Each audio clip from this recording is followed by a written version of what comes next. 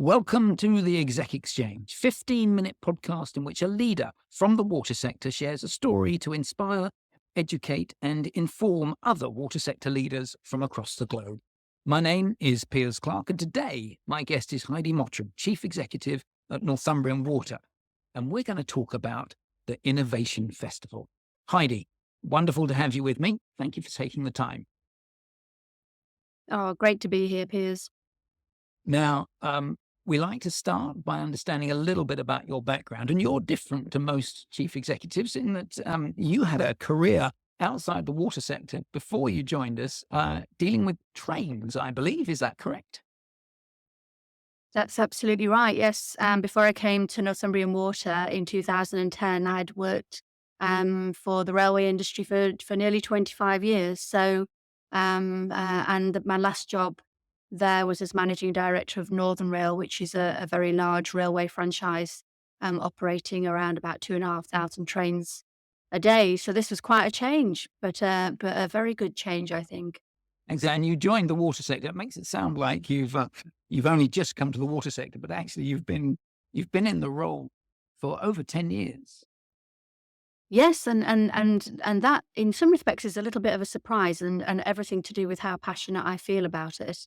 When I joined, I think I was the first female water chief exec in the UK, and now there are many, so I'm delighted about that. I think we have got a very diverse group of leaders, and now I feel a little bit like one of the old hands, and that feels odd, very odd. Well, let's talk a bit about what Northumbrian Water is. Can you just explain who you serve, the geography you cover, and the activities you do? Of course. So, for those people not familiar with the UK, obviously our system here is privatised, and we are one of the big regional privatised water and wastewater companies. The country was split up largely regionally, largely in common sense areas related to water catchments and cities and towns associated with them. So we operate in the northeast of England, but unusually. And it's a slightly quirky fact of UK water.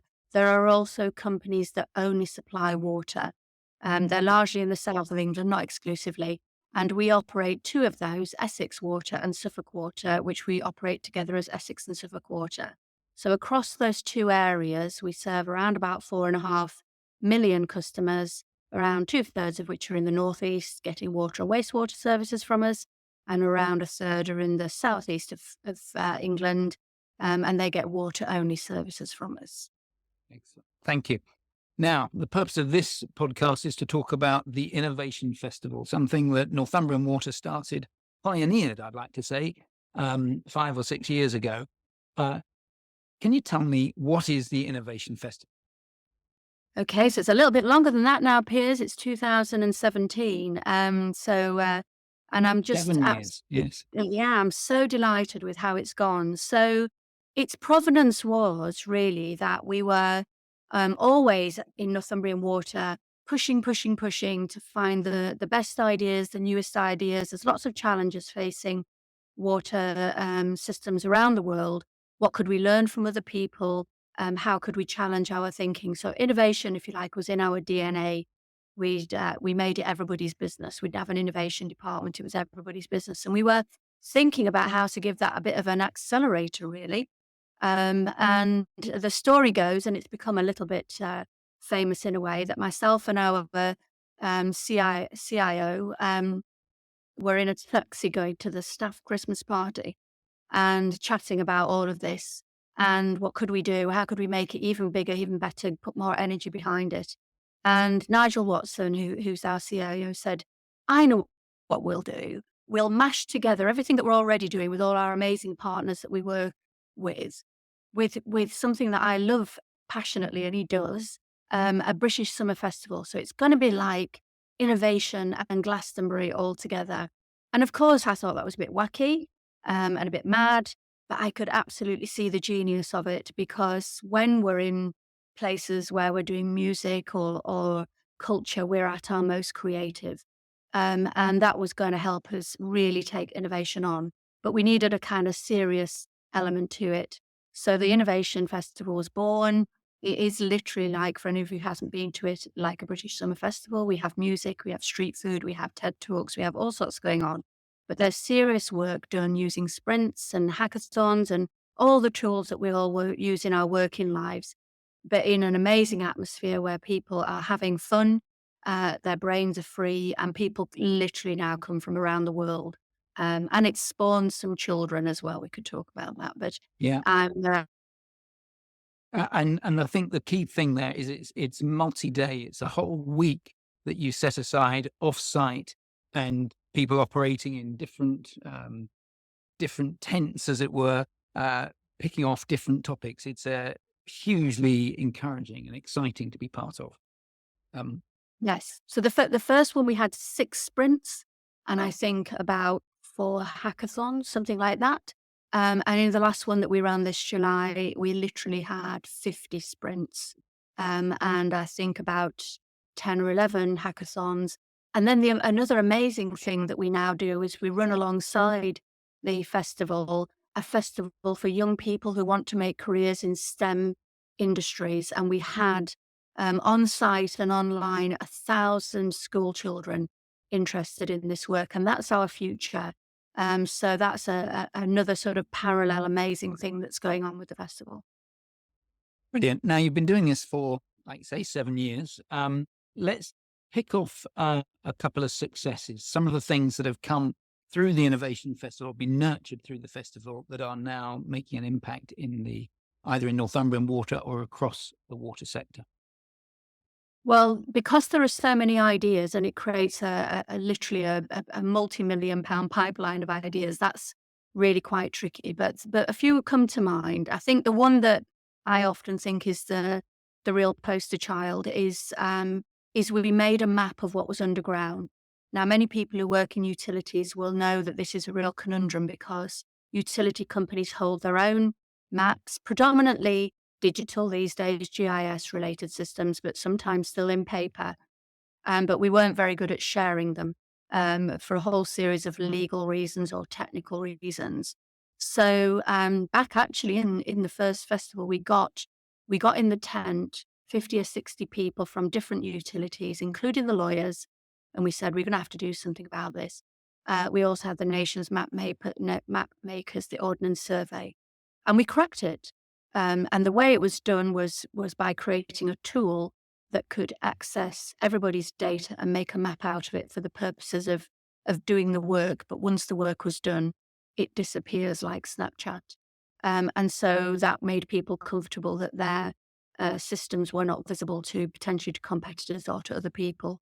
So that was incredible. And we did a little bit of the racecourse where the festival is done in 2017. Then we did a map of Sunderland. Then we did a map of the Northeast, and then we gave it to the government, and they've created now the map of the whole of the UK, and everybody's beginning to use it. And I feel incredibly proud about that. We calculated it would have about a 1.5 billion benefit to our economy. Absolutely. And you should be rightly proud of it. I mean, I've actually been to an event at the Houses of Parliament here in the UK where it was talked about, and it is pan sector. This is across the whole of the UK, and it's not just water company assets, it's gas, it's electricity, it's telecoms. It's just phenomenal. And it is, I was hoping you were going to use that as the poster child of your example, because it is absolutely spectacular and a perfect example of how collaboration and innovation work brilliantly. All right, what about the even better if? Is there anything that you look back at now and think, God, if only we'd done that, that would have been better? Well, I have to say, I'm sort of laughing a bit to myself, Piers, because every year when we do this, things happen that we didn't even know were going to happen. So it has a sort of slightly uncontrolled element to it, which is of course exactly what you want for a festival like this. So normally when I turn up at the beginning of the week and ask people what's going on, particularly Nigel, he'll shrug his shoulders and go, "I'm not absolutely certain." So when you ask me, what could it do? I think the people and the collaborators, of which there are roughly around 3,000 every year, and I think about 33 countries now, they're the people who are going, I know what we need to do next, not necessarily Northumbrian Water anymore. We're a sort of facilitator and guider, but the thing has an energy of its own. What we do try and do, though, is to say, what are the problems that are facing all of us? What are the big issues of the day? and make sure that we have got our work focused on them. And I think we're very good at that. So when you ask me what next, I think, well, it might be some of our ideas, but it's likely to be a whole load of other people's ideas too. Yes, I think it's probably worth acknowledging here that off the back of the success of the Northumbrian Water Festival, it's been picked up and a festival's been held at Sydney Water, I think a couple of times actually. That's Um, right. yeah. And And I hopefully, think there has been talk of one in America. brilliant. It's exactly what we want. Spread the love, spread the learning. And Is this for spin-offs, yeah. sorry, I lost you very briefly there, Heidi, but I think you've come back. Um, let's talk. How much longer do you think you'll run them inside Northumbrian? Is this something that you'll keep doing year on year? Oh, absolutely. Absolutely. I mean, why would we not? Okay. I think it's certainly become the UK's water sector plus festival. It's become a festival for technology companies, huge global technology companies. Your Amazons, your Nvidias, your Cognizants, your Microsofts, I could name hundreds, are getting something out of this. So we're a host now of something that other people need and want. So absolutely, this will carry on for whilst ever that need is. Yes. Well, the challenges we face in the water sector, I fancy we're going to need innovation festivals for many years to come. It is also worth noting that even though you're working in a privatized water sector here in the UK, the innovation festivals you run from the first time you set them, you have made open and available to all of the other privatized water companies in the UK. And I believe pretty much everybody comes along and gets involved. Absolutely. The philosophy of this is open innovation, open data. And right from the get-go, I would have actually said that most of the water companies participate. Everybody's in. And as I said, loads of other companies that are sometimes a bit tangential to water as well. Wonderful. Thank you. Apologies to anyone listening that we just lost a couple of seconds there. Heidi's actually in our hotel room, so she's dialed in and is working on hotel Wi-Fi. Heidi, let's come to the final question, which we like to finish these broadcasts with a bit of reflection. And it's the question of what is the best advice you've ever been given, either by your parents or by a friend, or in fact, one way to think of it is what's the advice that you would give a young Heidi Mottram starting out her career? Would you have said, stay with trains, Heidi, stay with trains? I love trains. I still love trains. But I love water too. I love giving services that make a difference to millions and millions of people. That really matters to me. And so I think, can I have two? One's my dad, and one is something through work. My dad, hardworking Yorkshireman, always said, Heidi, if a job's worth doing, it's worth doing well. And I think lots of people have probably heard a similar sentiment, but I give everything my all and some because of my dad. He was a grafter and I'm a grafter. And then I think the other thing which came through the inspiration of two particular people early in my career, which is the power of people. And one of the things I say to people is that people work for people. They think they work for organizations, but really they're motivated and inspired either by their boss or their colleagues around them to make a difference and to do more. We're driven by our connections. And so I've always felt that I personally needed to be worth working for. And I love being with people because together we're the thing that makes the difference. That is a fantastic message. And every leader in any organization should be thinking about, how do I make it? I'm worth being your leader. That's such a good message. Thank you, Heidi. Thank you so much for your time. You're You welcome. have been listening to the Executive Exchange with Piers Clark. I've been talking to Heidi Mottram, the Chief Executive of Northumbrian Water, about the fantastic Innovation Festival program that they've been running. Thank you very much. Please join us next time. Goodbye.